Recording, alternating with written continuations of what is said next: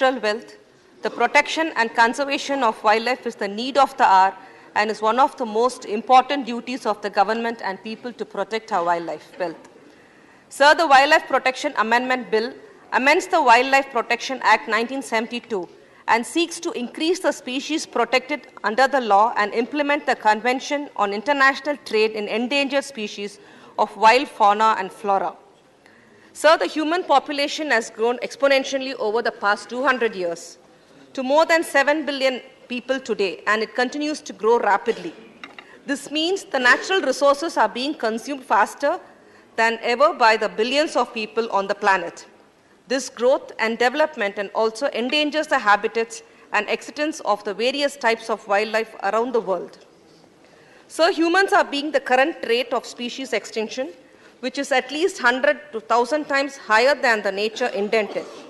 According to the WWF's Living Planet Report 2018, the world has witnessed an astonishing 60% decline in the size of populations of mammals, birds, fishes, reptiles, and amphibians in just over 40 years.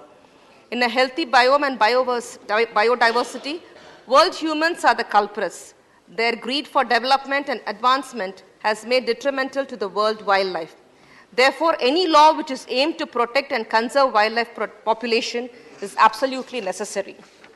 So there is a conflict of interest between Forest Rights Act and the Wildlife Protection Act.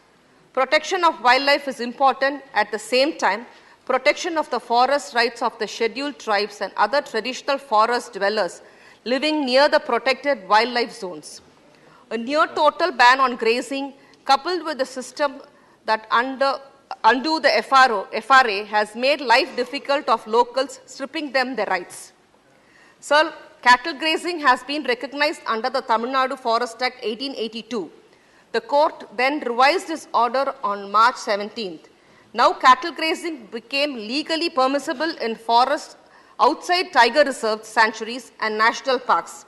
In effect, the verdict removed 8,101.79 square kilometer or 35.42% of forests and 6.23% of the state total's area from Tamil Nadu grazing area, even from those who were illegitimate right holders. The court thus rewrote the provisions of two major laws that the Parliament has enacted in 2006, the 2006 Amendment to the Wildlife Protection Act and the Wildlife Protection Act of 1972, rendered tiger reserves a statutory category and prescribed provisions for the notifications. The government has since notified 52 tiger reserves, both of which were designed to protect, preserve, conserve, and manage forest, wildlife, and biodiversity. According to the Wildlife Protection Act, Tamil Nadu has to prepare a tiger conservation plan to protect the agricultural, livelihood, developmental, and other interests of the people living in the tiger reserves. The core area, the critical tiger habitat, is to be established without affecting the rights of the scheduled tribes or such other forest dwellers, while the buffer area should promote coexistence between wildlife and human activity with due recognition of livelihood, development, social and cultural rights of the local people.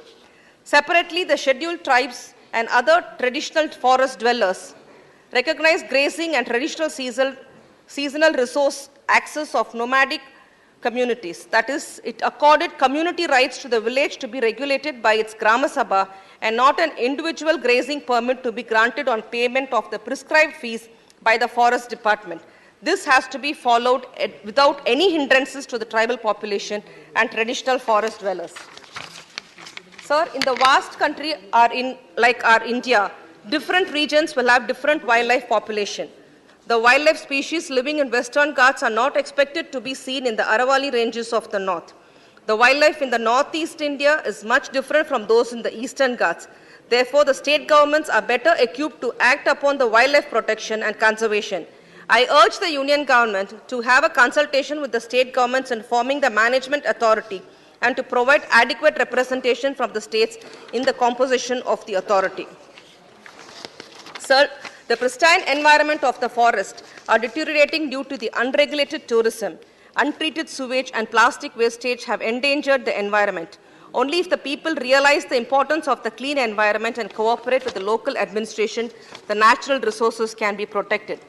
In Tamil Nadu, the Eastern Ghats and the Western Ghats are natural boon to protect fauna and flora typical to this weather and environment. We have tremendous coastal and marine habitat. Therefore, in protecting the wildlife, Tamil Nadu plays an important role. For DMK government in Tamil Nadu, several wildlife sanctuaries and wildlife parks, zoos, bird sanctuaries have been established in Tamil Nadu over the last 50 years. The project Save Tigers and Save Elephants have been successfully implemented in Tamil Nadu. Tamil Nadu is one of the best served countries in the countries as far as the wildlife protection is concerned. I take this opportunity to urge the Union government to provide Rs 2,000 crores for the government of Tamil Nadu for enhancing its wildlife protection and conservation activities. With this, I conclude. Thank you, sir.